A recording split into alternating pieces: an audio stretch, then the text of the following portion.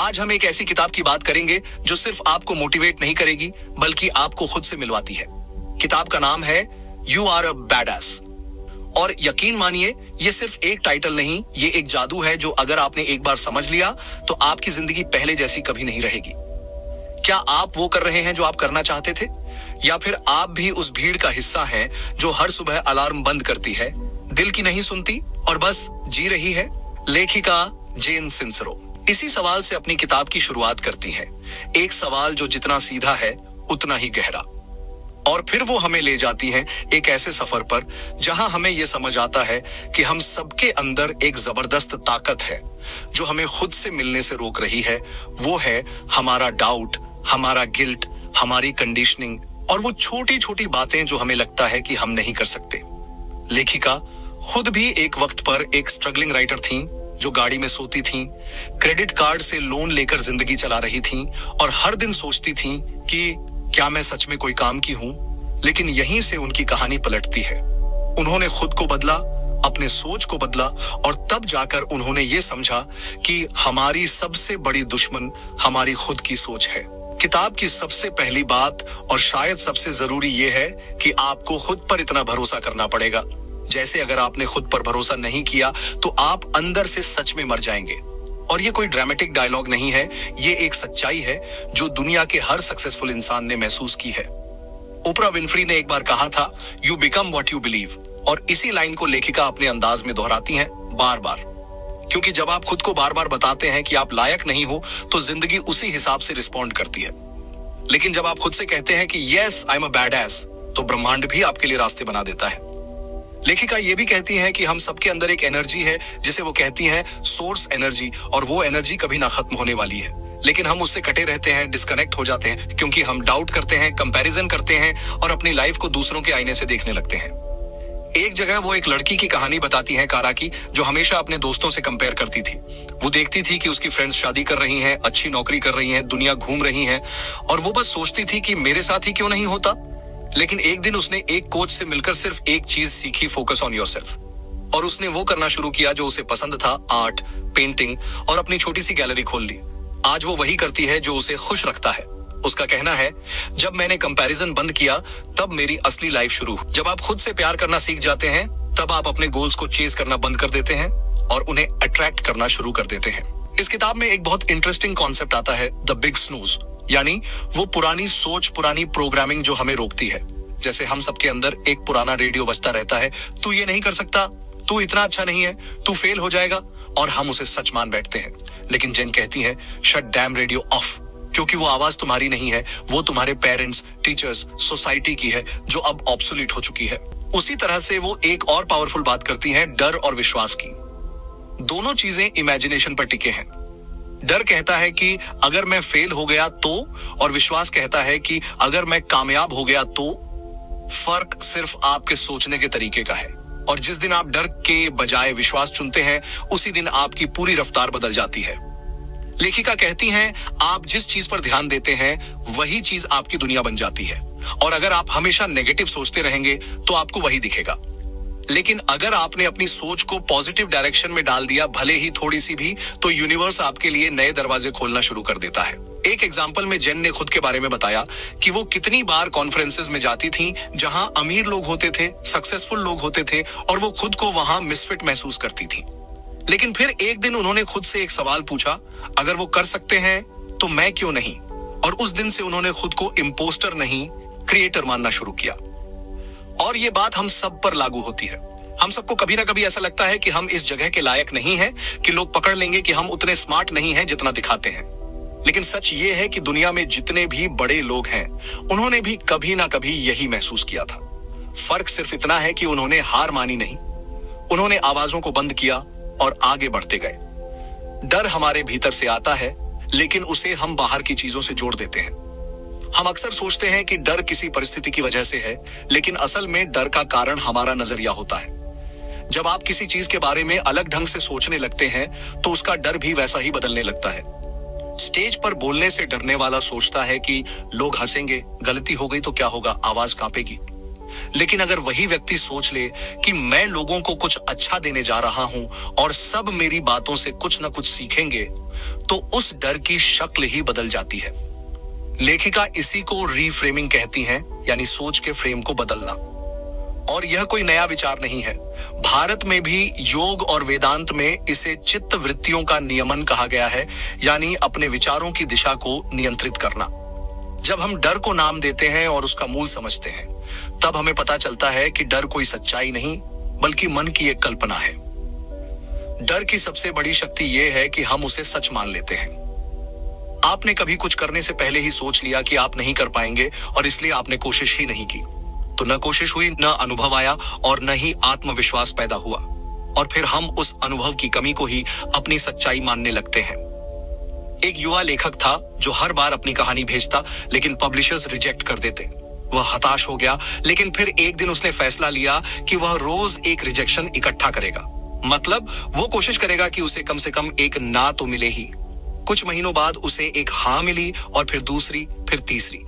वह आज एक बेस्ट सेलिंग लेखक है, क्योंकि उसने रिजेक्शन से डरना बंद कर दिया था। जब आप डर को अपना दुश्मन मानना छोड़ देते हैं और उसे एक संकेतक समझने लगते हैं कि यहाँ कुछ बड़ा होने वाला है, तब आप असली बदलाव की ओर कदम बढ़ा रहे होते हैं। इसमें एक और विचार शामिल है। कई बार हम अपने पुराने अनुभवों से डर बनाते हैं। जैसे अगर हमें बचपन में किसी ने कहा हो कि हम किसी चीज में अच्छे नहीं हैं, तो हम उसे सच मान लेते हैं और यह सच ताउम्र हमारे साथ चलता है। पर क्या वह अनुभव ही पूरी सच्चाई है? क्या एक बार की असफलता ही हमारे पूरे जीवन का प्रमाण बन सकती है? साल 1967 में मार्टिन सेलिगमैन ने एक प्रसिद्ध प्रयोग किया जिसे लर्न्ड हेल्पलेसनेस कहा जाता है। उन्होंने पाया कि जब एक जानवर या इंसान बार बार असफलता का अनुभव करता है, तो वह यह मानने लगता है कि कुछ भी करने से कुछ बदल नहीं सकता और वह कोशिश करना ही बंद कर देता है। इसी लर्नड हेल्पलेसनेस के शिकार हम भी हो जाते हैं जब हम बार बार सोचते हैं कि मेरे बस का नहीं, मेरे लिए नहीं बना ये, मेरे पास वो नहीं जो औरों के पास है। और तब हम जो सबसे जरूरी चीज खोते हैं वो होती है खुद पर यकीन। आप वो हैं जो आप खुद को मानते हैं। अगर आप खुद को छोटा मानते हैं तो आप खुद को मौका ही नहीं दे पाएंगे बड़ा बनने का।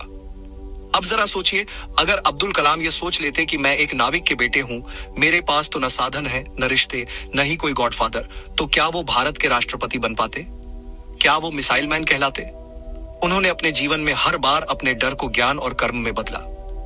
और यही संदेश इस किताब में भी बार बार सामने आता है। आप खुद से जितना ज्यादा जुड़ते हैं, उतना ही कम डरते हैं। जितना खुद को पहचानते हैं, उतना ही जिंदगी के साथ बहाव महसूस करते हैं। एक महिला थी जिसे बच्चों के साथ काम करने का बहुत शौक था, लेकिन उसने कभी खुद को शिक्षक मानने की हिम्मत नहीं की। उसे लगता था, मेरी अंग्रेजी कमजोर है, मेरी पढ़ाई अधूरी है, बच्चे मेरा मजाक बनाएंगे। लेकिन एक दिन उसकी एक पड़ोसन ने उसकी बनाई बच्चों की कहानियों को देखकर कहा, तुम ये किसी स्कूल में जाकर सुनाओ, बच्चे दीवाने हो जाएंगे। वह डरते डरते एक लोकल स्कूल में गई और बच्चों के साथ एक छोटा सा सेशन लिया। वहां के प्रिंसिपल ने उसी दिन उसे पार्ट टाइम स्टोरी टेलर के रूप में रख लिया। आज वो महिला पूरे राज्य में घूमकर हजारों बच्चों को कहानियों से प्रेरित करती है। आपका डर आपसे कहता है कि आप क्या नहीं कर सकते, लेकिन आपकी आत्मा हमेशा आपको याद दिलाती है कि आप क्या कर सकते हैं। कई बार लोग पूछते हैं, क्या किताबें पढ़ने से जिंदगी बदलती है? और जवाब है हाँ, अगर आप पढ़ते नहीं, जीते हैं, अगर शब्दों को दिल में उतारते हैं और अपने फैसलों में जगह देते हैं। यही इस किताब की सबसे बड़ी खूबी है। ये आपको किसी आदर्श की ओर नहीं, बल्कि खुद की ओर ले जाती है। डर, आलस और खुद से दूरी, ये तीनों इंसान को भीतर ही भीतर कमजोर बना देते हैं। अमेरिका में एक महिला थी जिनका नाम था बारबरा शेर। वे एक वेट्रेस थी और खुद को हमेशा औसत मानती थी, लेकिन उन्होंने अपने भीतर की एक आवाज सुनी जो कहती थी, तुम दूसरों की मदद कर सकती हो, उन्हें उनके सपने दिला सकती हो। पर हर बार वह सोचती, अभी नहीं, पहले खुद को ठीक कर लूं, थोड़ा और काम सीख लूं, फिर करूंगी। लेकिन यह फिर कभी आता नहीं। एक दिन उन्हें एहसास हुआ कि उनका डर असफलता का नहीं था, बल्कि शुरुआत का था। उन्होंने खुद को 1 साल का समय दिया और तय किया कि हर दिन 1 घंटे वो सिर्फ उस काम में लगाएंगी जो उनके दिल से जुड़ा है। नतीजा ये हुआ कि कुछ ही सालों में वे विशक्राफ्ट नाम की किताब की लेखिका बनी, जो लाखों लोगों को उनके सपने पूरे करने में मार्गदर्शन देने लगी। इसलिए आपको एक दिन तय करना होगा कि डर अब आपका ड्राइवर नहीं रहेगा। अब यहाँ पर एक बात और बहुत महत्वपूर्ण है। हम डर को अक्सर तर्कों की शक्ल में छुपा देते हैं, जैसे मुझे पहले ये सीख लेना चाहिए, अभी समय ठीक नहीं है, पहले थोड़ी और जानकारी इकट्ठी कर लूं। लेकिन ये सब डर के ही रूप हैं। जेन साफ कहती हैं, कभी कभी ज्यादा सोचने से बेहतर है एक्शन में आ जाना। ये बात आपको स्वामी विवेकानंद की उस चेतावनी की याद दिला सकती है, उठो, जागो और तब तक मत रुको जब तक लक्ष्य की प्राप्ति न हो जाए। सोचने से रास्ता पूरा नहीं होती, चलने से होता है। आपको डर है कि आप सफल नहीं होंगे, लेकिन अगर आपने कोशिश ही नहीं की तो पहले से ही फेल हो चुके हैं। नफोर्ड यूनिवर्सिटी की कैरोल ड्वेक ने माइंडसेट पर जो अध्ययन किया, उसमें उन्होंने पाया कि जो लोग फेल होने को सीखने का हिस्सा मानते हैं, वे ज्यादा तेजी से आगे बढ़ते हैं। उन्हें चुनौतियों से डर नहीं लगता, क्योंकि वे परिणाम से ज्यादा प्रक्रिया को महत्व देते हैं। जबकि जो लोग परफेक्ट दिखना चाहते हैं, वे कोशिश करना ही बंद कर देते हैं, क्योंकि उन्हें गलतियां सहन नहीं होती। यही फर्क होता है ग्रोथ माइंडसेट और फिक्स्ड माइंडसेट में। और लेखिका बार बार कहती हैं कि खुद को बदलने की शुरुआत वहीं से होती है, जहां आप यह मानना शुरू करते हैं कि आप बदल सकते हैं। जापान के एक किसान का बेटा था, जिसने स्कूल कभी पूरा नहीं किया, क्योंकि वो घर के कामों में लग गया था। लेकिन उसे कंप्यूटर से प्यार था। वो दिन भर खेत में काम करता और रात में पुरानी किताबों से कुछ न कुछ सीखता रहता। कुछ सालों बाद उसने एक छोटा सा ऐप बनाया, जो गांव के किसानों को मौसम की सटीक जानकारी देता था। वो ऐप इतना लोकप्रिय हुआ कि आज वह शख्स जापान के ग्रामीण डिजिटल स्टार्टअप्स का चेहरा बन चुका है। उसका नाम है ताकेशी यामामोतो। अब सोचिए, अगर उसने मुझे तो स्कूल भी पूरा नहीं किया सोचकर अपने सपने को टाल दिया होता तो क्या होता। इसलिए आपको अपने डर से ज्यादा अपने सपने पर विश्वास करना होगा। लेकिन इस विश्वास को केवल शब्दों में नहीं, क्रियाओं में भी लाना होगा। और इसके लिए जरूरी है ट्रेनिंग टू ट्रस्ट, यानी खुद पर भरोसे की ट्रेनिंग।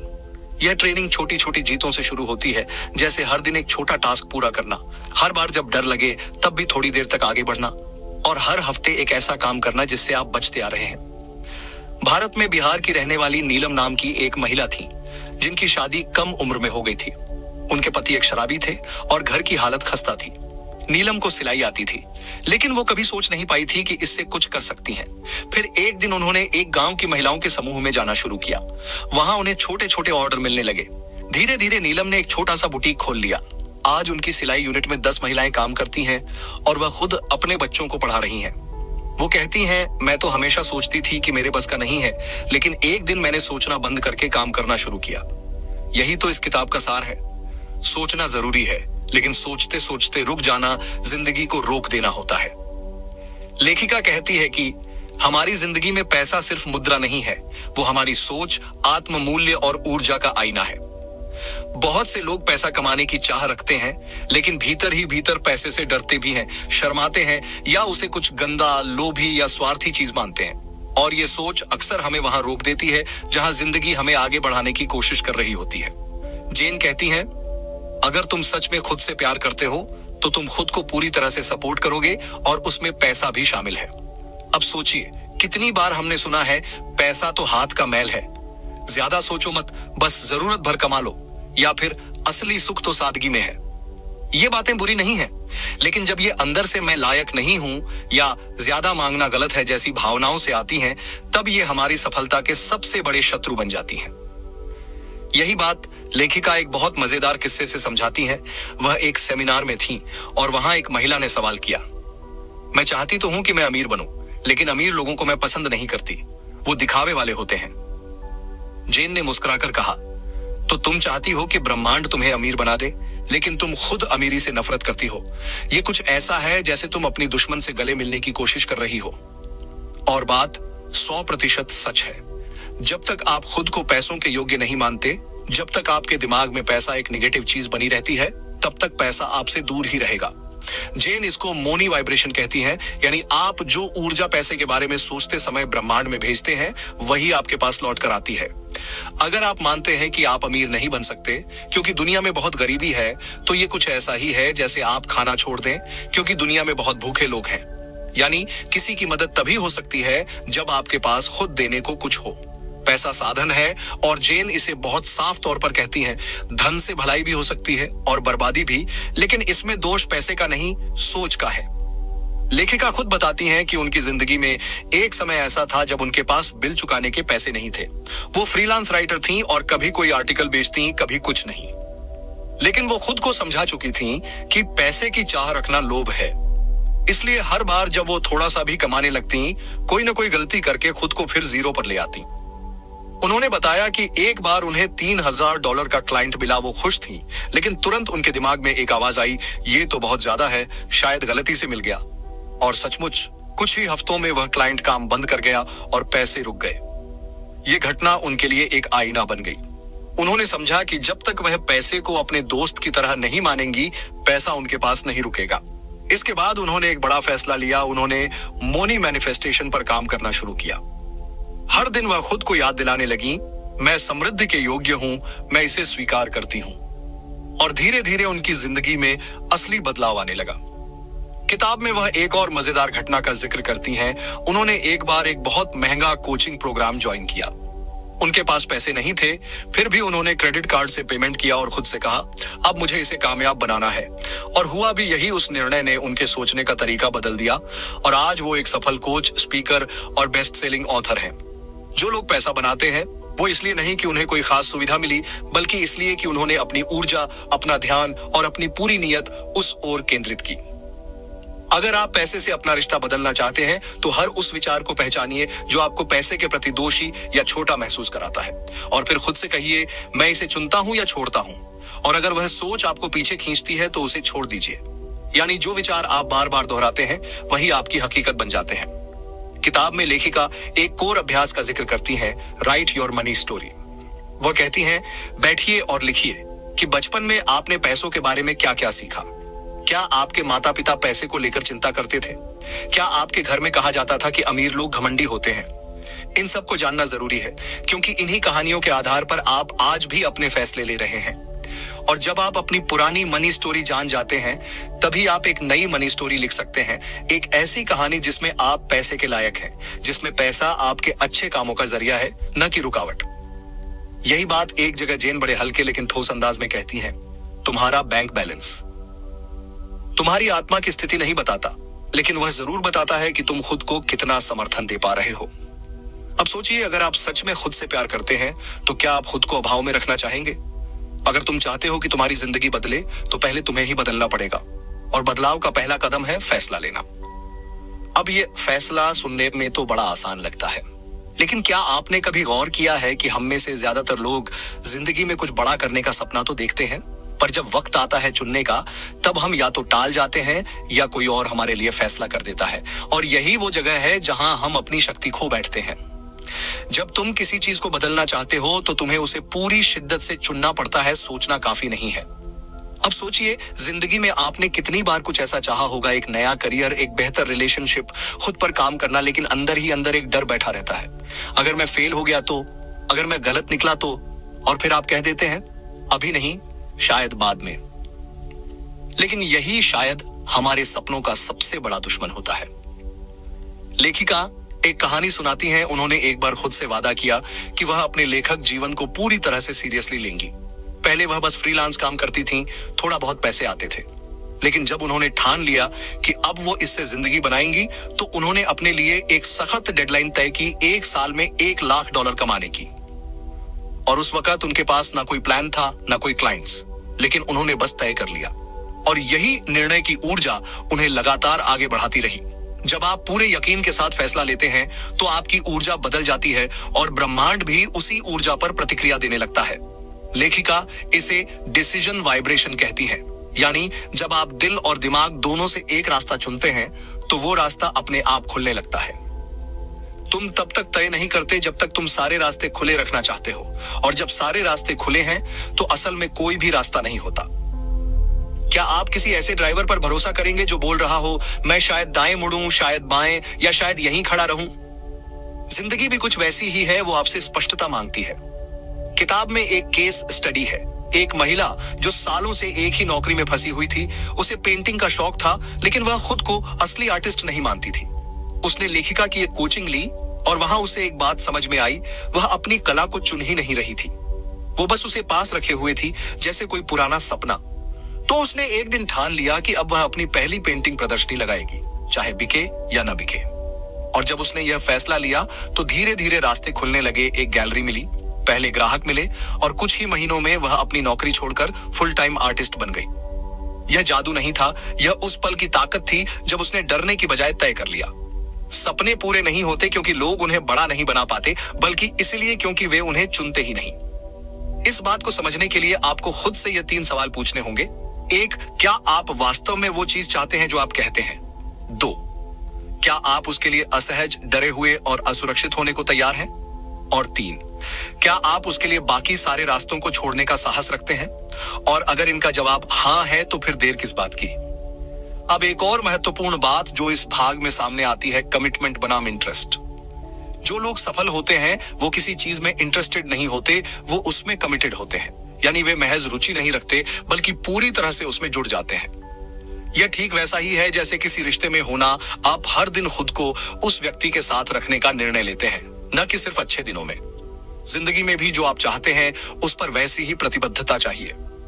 लेखिका खुद अपनी जिंदगी का एक और उदाहरण देती हैं। वह जब लेखक बनी तो कई बार उनके प्रस्ताव ठुकरा दिए गए, कई बार पैसे नहीं आए, पर उन्होंने लिखना नहीं छोड़ा। उन्होंने तय कर लिया था अब कोई प्लान बी नहीं है, और तभी जाकर प्लान ए ने काम करना शुरू किया। अगर तुम वापस लौटने का रास्ता हमेशा खुला रखते हो तो तुम कभी पूरी तरह आगे नहीं बढ़ पाओगे। इसलिए फैसला लो और फिर पीछे मत देखो। अर्जुन को याद कीजिए, जब उन्होंने सिर्फ मछली की आंख को ही देखा था। ध्यान भटका होता तो लक्ष्य चूक जाता। जिंदगी में भी ऐसा ही है, जब तक आपका पूरा ध्यान और पूरी ऊर्जा एक ही दिशा में नहीं जाती, तब तक ब्रह्मांड भी भ्रम में रहता है।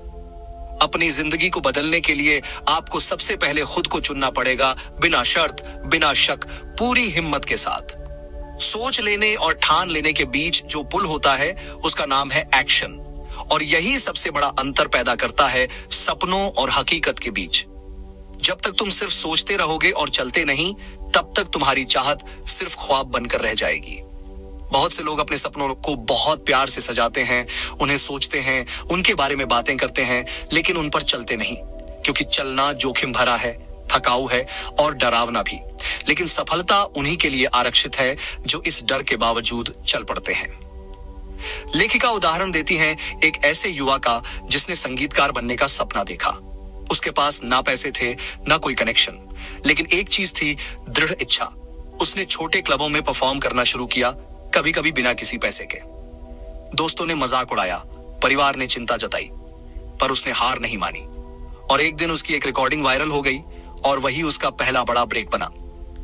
यह कहानी सिर्फ प्रेरणा नहीं है, ये याद दिलाती है कि जब आप परिणाम की परवाह किया बगैर चल पड़ते हैं तभी चमत्कार होता है। तुम्हें अपनी मंजिल की पूरी योजना की जरूरत नहीं, बस शुरुआत की सच्ची हिम्मत चाहिए। डर का एकमात्र इलाज है काम, क्योंकि जब आप काम में लग जाते हैं तो डर खुद ब खुद पीछे छूट जाता है। अगर तुम काम करोगे तो असफल हो सकते हो, पर अगर कुछ नहीं करोगे तो पहले ही हार मान चुके हो। अब आप सोच सकते हैं, अगर मैं पूरी जान लगाकर कुछ करूं और फिर भी ना हो पाया तो जवाब बड़ा साफ है। तब कम से कम आपको यह मलाल नहीं रहेगा कि आपने कोशिश नहीं की। और यकीन मानिए, ज्यादातर मामलों में जब आप पूरी तरह से जुट जाते हैं तो असफलता की जगह मिलती है सीख, और फिर वो सीख अगली कोशिश में सफलता में बदल जाती है। एक और किस्सा है एक कलाकार का, जिसने सैकड़ों बार अपने काम की आलोचना झेली, बार बार रिजेक्शन झेला, लेकिन उसने लगातार पेंट किया। एक दिन एक क्रिटिक ने उसकी एक पेंटिंग को असाधारण कहा और वो दिन उसकी जिंदगी बदल गया। लेकिन उस तारीफ तक पहुंचने के लिए उसने सैकड़ों बार अपमान सहा। लगातार अभ्यास ही है जो तुम्हें महारत की ओर ले जाता है। अगर आपको बदलाव चाहिए तो सिर्फ बातों से नहीं होगा। आपको हर दिन खुद से एक वादा करना होगा, मैं आज कुछ करूंगा, चाहे जितना भी छोटा हो, क्योंकि वही छोटे छोटे काम मिलकर एक दिन बड़ी जीत बन जाते हैं। एक दिन जब आप सफर पर होंगे तब आप खुद को धन्यवाद देंगे कि आपने डर के बावजूद चलना शुरू किया। और सच भी यही है, डर कभी जाता नहीं, लेकिन जब आप काम करते हैं तो वो आपकी कमर पर सवार नहीं रहता, बल्कि बस आसपास मंडराता है, और तब आप उसे नजरअंदाज कर सकते हैं। सोचना आसान है, चाहना और भी आसान है, लेकिन बदलाव सिर्फ उन्हें मिलता है जो अपने डर, आलस और असुरक्षा को एक ओर रखकर रोज कुछ करते हैं। इससे पहले कि हम और आगे बढ़ें, एक छोटी सी कहानी याद आती है किताब में दिए गए एक आदमी की, जिसने जिंदगी भर ऑफिस में काम किया। एक दिन उसने फैसला लिया कि वह अपने सपनों का कैफे खोलेगा, लेकिन जैसे ही उसने इस पर सोचना शुरू किया, डर की आवाजें गूंजने लगीं। इतना पैसा कहां से आएगा? अगर फेल हो गया तो लोग क्या कहेंगे? लेकिन फिर उसने खुद से सिर्फ एक सवाल पूछा, अगर मैं ये नहीं करूं तो क्या मैं अपनी जिंदगी से खुश रह पाऊंगा? और जवाब था नहीं। कई महीनों की तैयारी, कर्ज, संघर्ष और असमंजस के बाद उसने वो छोटा सा कैफे खोला। शुरू में ग्राहक कम थे, पर उसने हार नहीं मानी। आज वो कैफे शहर के सबसे व्यस्त और लोकप्रिय ठिकानों में गिना जाता है। यह कहानी सिर्फ एक बिजनेस की नहीं है, यह उस इंसान की है जिसने डर की गिरफ्त से आजादी हासिल की। डर हमेशा रहेगा, लेकिन तुम्हारा काम है उसके बावजूद आगे बढ़ना। तुम्हारे डर और तुम्हारी संभावनाओं के बीच एक पतली सी दीवार है और तुम्हें बस उसे पार करना है। कई बार हमें लगता है कि सबके पास तो टैलेंट है, मौके हैं, पैसा है और हमारे पास कुछ नहीं। लेकिन हमारे पास सबसे बड़ी ताकत है खुद पर विश्वास करने की क्षमता, और बाकी सब उसी के बाद आता है। अगर तुम अपनी सच्ची इच्छाओं को दबाते रहोगे तो वो तुम्हारे शरीर और मन में बीमारी बनकर फूटेंगी। आज की दुनिया में जब हर कोई एक दूसरे को देखकर चलता है, वहां अपने दिल की सुनना किसी क्रांति से कम नहीं। पर यही क्रांति तुम्हें आजादी देती है, उस तरह की आजादी जो सिर्फ बाहर की नहीं बल्कि अंदर की होती है। अब जरा सोचिए, क्या आपको भी कहीं ना कहीं डर ने रोका है? किसी ख्वाब को सिर्फ इसलिए छोड़ दिया क्योंकि शायद मैं कर ना पाऊं? अगर हाँ, तो किताब यहाँ पर आपको एक चैलेंज देती है। उस डर को पहचानो और उससे बात करो। हाँ, बात करो, क्योंकि डर कोई राक्षस नहीं, बस एक गलतफहमी है। और जब आप उससे सवाल करते हैं क्यों रोक रहे हो, तो अक्सर उसके पास कोई ठोस जवाब नहीं होता। किताब में लेखिका एक सलाह देती हैं, डर की मौजूदगी को मत रोको, उसे साथ लेकर चलो, लेकिन उसे ड्राइविंग सीट पर मत बैठने दो। कभी कभी हमें लगता है कि हम पूरी दुनिया को खुश कर सकते हैं, माँ पिता को, दोस्तों को, बॉस को, समाज को, सबको, और इसी कोशिश में हम सबसे बड़ी भूल कर बैठते हैं, खुद को पीछे छोड़ देते हैं। अगर तुम्हें हर कोई पसंद कर रहा है तो इसका मतलब है कि तुम खुद से धोखा कर रहे हो। किताब में एक दिलचस्प कहानी है एक लड़की की जो अपने करियर को लेकर बहुत कंफ्यूज थी। उसने फाइनेंस की पढ़ाई की थी क्योंकि उसके पापा चाहते थे कि वो बैंक में काम करे। कॉलेज के बाद उसे एक शानदार जॉब भी मिल गई। ऑफिस अच्छे लोग, बढ़िया सैलरी, सब कुछ परफेक्ट था, पर वो रोज ऑफिस जाते वक्त रोती थी। कारण, उसे म्यूजिक पसंद था। उसे गाना, रिकॉर्डिंग करना, गिटार बजाना अच्छा लगता था, पर वो सब हॉबी कहलाया जाता था, करियर नहीं। और यही उस लड़की की उलझन थी, अपने मन की सुनूं या सबकी। आखिरकार उसने एक दिन नौकरी छोड़ी। लोगों ने ताने मारे, पापा ने बात करना बंद कर दिया, पर उसने रुकने की बजाय हर दिन स्टूडियो में खुद को झोंक दिया। छोटी छोटी जिंगल से शुरुआत की, फिर इंडिपेंडेंट सॉन्ग रिलीज किए। 2 साल में ही उसके गाने वायरल होने लगे और आज वह देश की जानी मानी सिंगर बन चुकी है। इस कहानी का सार क्या है? तुम्हारा मकसद दूसरों की अपेक्षाओं को पूरा करना नहीं है, बल्कि अपने सच्चे स्वभाव को जीना है। लोग क्या कहेंगे, यह सबसे बेकार रूल बुक है जो हमें विरासत में मिलती है। इससे बाहर निकलना ही असली आजादी है। किताब में एक और आदमी का जिक्र आता है जिसने अपने परिवार की विरासत संभालने से इनकार कर दिया। उसका परिवार 3 पीढ़ियों से डॉक्टर था, लेकिन वो पेंटर बनना चाहता था। उसका कहना था, अगर मैं सिर्फ इसलिए डॉक्टर बनूं क्योंकि मेरे दादा और पापा थे, तो मैं मरते दम तक पछताऊंगा। शुरुआत में उसकी कला को किसी ने नहीं समझा। उसने सड़क किनारे चित्र बेचे, मेट्रो स्टेशन के पास लाइव पेंटिंग की, लेकिन आज उसकी पेंटिंग्स लाखों में बिकती हैं और विदेशी आर्ट गैलरीज में लगी हैं। यानी अगर तुम्हें अपनी आत्मा की आवाज सुनाई दे रही है तो बाकी सब शोर है। अब जरा सोचिए, क्या आपने भी कभी खुद को किसी और की खुशी के लिए दबा दिया? क्या आपने कभी अपनी असली इच्छा को यह सोचकर टाल दिया कि मां को दुख होगा, लोग क्या सोचेंगे, ये सब मेरे बस का नहीं? अगर हाँ, तो यह भाग आपको याद दिलाता है कि तुम्हारी जिंदगी तुम्हारे लिए है, और अगर तुम इसे किसी और के हिसाब से जियोगे तो एक दिन तुम्हारा दिल तुम्हारे खिलाफ हो जाएगा। लेखिका इस विषय पर इतना जोर क्यों देती हैं? क्योंकि उन्हें पता है कि समाज की अपेक्षाएं हमारी सबसे बड़ी जंजीर होती हैं, एक तरह की अदृश्य दीवार जो हमें अंदर से हॉलो बना देती है। वो कहती हैं, जब तुम अपने मन के खिलाफ जाते हो तो तुम्हारी ऊर्जा बिखरने लगती है, और जब तुम अपने मन के साथ चलते हो तो पूरी कायनात तुम्हारे लिए रास्ते बनाती है। किताब में एक और उदाहरण है एक महिला का जो एक बड़े कॉर्पोरेट ऑफिस में वाइस प्रेसिडेंट थी। उसकी लाइफ सबकी नजर में आइडियल थी, लेकिन अंदर से वह पूरी तरह टूट चुकी थी, और वो टूट सिर्फ इसलिए रही थी क्योंकि उसे हर दिन वो काम करना पड़ता था जिसे वो नफरत करती थी। जब उसने अपने आप से पूछा, क्या यही मेरी आखिरी मंजिल है, तो जवाब आया, नहीं। उसने 2 साल की तैयारी के बाद अपना खुद का एनजीओ खोला, महिलाओं के लिए स्किल ट्रेनिंग प्रोग्राम चलाने लगा। आज वह हजारों महिलाओं की जिंदगी बदल रही है। तो आखिर में यही बात निकलती है, जिंदगी तुम्हारे अपने नाम की किताब है, इसे किसी और के शब्दों से मत भरो।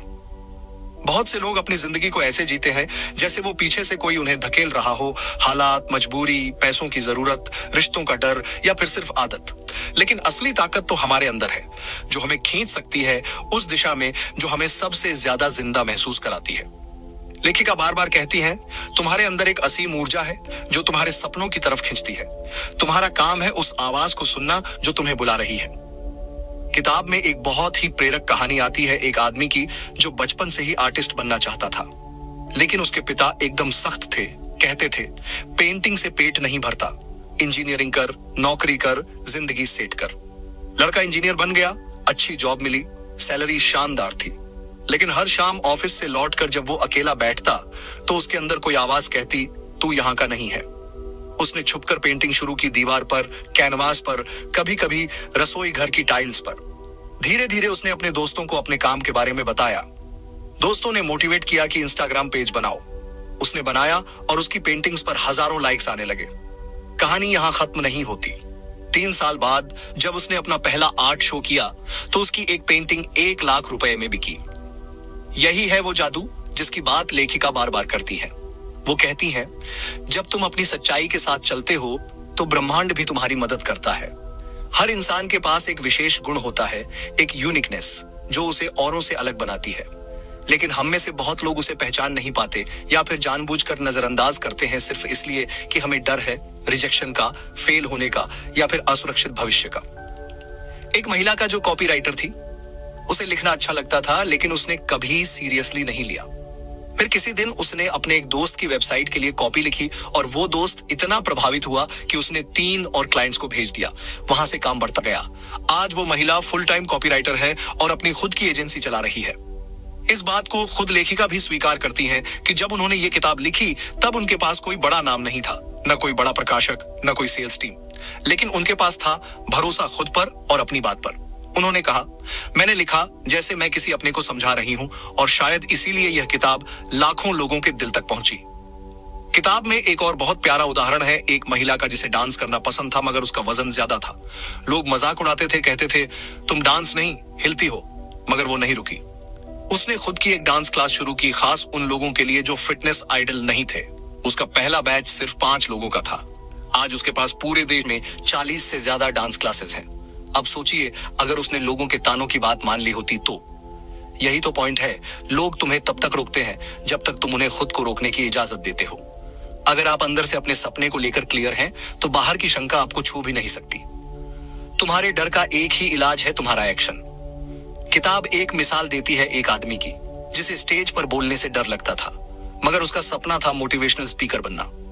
जब उसने पहली बार एक छोटे से हॉल में बोलना शुरू किया तो उसके हाथ कांप रहे थे, आवाज फट रही थी, लेकिन उसने रुकना नहीं चुना। उसने हर हफ्ते बोलने की प्रैक्टिस की। आज वही आदमी बड़े बड़े कॉर्पोरेट्स में लाखों का चार्ज लेता है स्पीकिंग के लिए। ये सब कहानियां सिर्फ कहानियां नहीं हैं, ये सबूत हैं इस बात के कि जो अपने डर को कदमों के नीचे रखकर चलता है वही असली जीत तक पहुंचता है। हमारा ध्यान जहां जाता है वहां हमारी ऊर्जा जाती है। अगर हम लगातार अपने डर, शक और परेशानी की तरफ ध्यान देंगे तो वही और बढ़ेंगे। लेकिन अगर हम अपनी संभावनाओं, जुनून और आस्था की तरफ ध्यान देंगे तो जिंदगी भी उसी दिशा में घूमने लगेगी। इसलिए अपनी ऊर्जा को उस चीज पर लगाओ जो तुम्हें ऊपर उठाती है, न कि उस पर जो तुम्हें गिराती है। जब तुम जान चुके हो कि तुम कौन हो, क्या चाहते हो, तो अब वक्त है छलांग लगाने का। अब वक्त पीछे देखने का नहीं, डर को सुनने का नहीं, बहाने बनाने का नहीं, बल्कि एक्शन में आने का। अगर तुम अपनी जिंदगी बदलना चाहते हो तो उसे पहले अपने दिमाग में बदलो, फिर अपने इरादों में, फिर अपने कामों में। असली क्रांति बाहर नहीं होती, वो अंदर होती है। तुम्हारी सोच, तुम्हारा फोकस और तुम्हारा आत्मविश्वास, यही वो हथियार हैं जो तुम्हें जिंदगी के मैदान में असली खिलाड़ी बनाते हैं। एक आदमी की जो हर हफ्ते एक ही सपने को देखता था, एक बड़ा सा कॉफी कैफे, किताबों की खुशबू, दीवारों पर संगीत के पोस्टर और एक वाइब जो बस खुद का हो। लेकिन वो हर बार सोचता, मेरे पास पैसे नहीं है, अनुभव नहीं है, कोई बैंक लोन नहीं मिलेगा, और अगर फेल हो गया तो। फिर एक दिन उसने सोचा, क्या होगा अगर मैं इन सब अनों के बावजूद बस एक यस के लिए आगे बढ़ूं। उसने अपने सारे कनेक्शन घुमाए, क्राउड फंडिंग से पैसे जुटाए, दोस्तों की मदद से एक पुरानी दुकान को रेनोवेट किया और उसका पहला कैफे शुरू हुआ। आज उसके पास 5 शहरों में ब्रांच है और हर कैफे का नाम है हाँ। हर बार जब तुम अपने डर के आगे हाँ कहते हो तो ब्रह्मांड तुम्हारे लिए रास्ता बनाना शुरू करता है। एक और कहानी जो दिल छू लेती है वो है उस महिला की जो 3 बार बिजनेस में फेल हो चुकी थी। एक बार हैंडमेड ज्वेलरी में, दूसरी बार केक बिजनेस में और तीसरी बार योगा स्टूडियो में। लेकिन उसका जज्बा नहीं टूटा। उसने कहा, हर बार मैंने सीखा कि क्या नहीं करना है और हर बार मैं खुद को थोड़ा और गहराई से समझी। उसने चौथी बार एक ट्रैवल ब्लॉग शुरू किया और अपने सारे अनुभवों को कहानियों की शक्ल में लोगों से साझा किया। उसका ब्लॉग इतना लोकप्रिय हुआ कि उसे इंटरनेशनल ब्रांड से ऑफर मिलने लगे। अब वो वही करती है, घूमती है, लिखती है और दुनिया को अपनी कहानियां सुनाती है। यही है इस किताब की आत्मा। फेल होना तुम्हारा दुश्मन नहीं है, वो तुम्हारा ट्रैफिक सिग्नल है जो कहता है रुको, सोचो और फिर सही दिशा में बढ़ो। लेखिका बार बार कहती हैं कि universe is rooting for you, यानी ये ब्रह्मांड तुम्हारे पक्ष में है, मगर तुम्हें आगे बढ़ना तो खुद ही होगा। एक बहुत सशक्त विचार वो देती हैं, तुम ब्रह्मांड की सबसे महान रचना हो, लेकिन अगर तुम खुद को उसका योग्य नहीं मानते तो ब्रह्मांड भी हाथ बांध कर खड़ा रह जाएगा। जैसे एक गाड़ी में पेट्रोल हो, इंजन हो, ड्राइवर हो, लेकिन गाड़ी तभी चलेगी जब उसे पहला गियर लगेगा। तुम वही ड्राइवर हो, पहला गियर है तुम्हारा विश्वास। किताब एक खास बात पर जोर देती है, आभार और सकारात्मकता सिर्फ विचार नहीं है, वो रोजमर्रा की प्रैक्टिस है। जब हम रोज उठकर ब्रह्मांड को धन्यवाद कहते हैं उन चीजों के लिए जो हमारे पास हैं और जो हम पाना चाहते हैं, तब एक ऊर्जा पैदा होती है जो हमारे चारों ओर की हवा बदल देती है। जैसे तुम खुद को देखोगे वैसे ही दुनिया तुम्हें देखेगी। तो अगर तुम खुद को छोटा, कमजोर या लायक नहीं मानते तो दुनिया भी तुम्हारे साथ वैसा ही व्यवहार करेगी। लेकिन अगर तुम खुद को आत्मविश्वास से, प्रेम से और सम्मान से देखते हो तो दुनिया भी तुम्हें वैसी ही जगह देगी।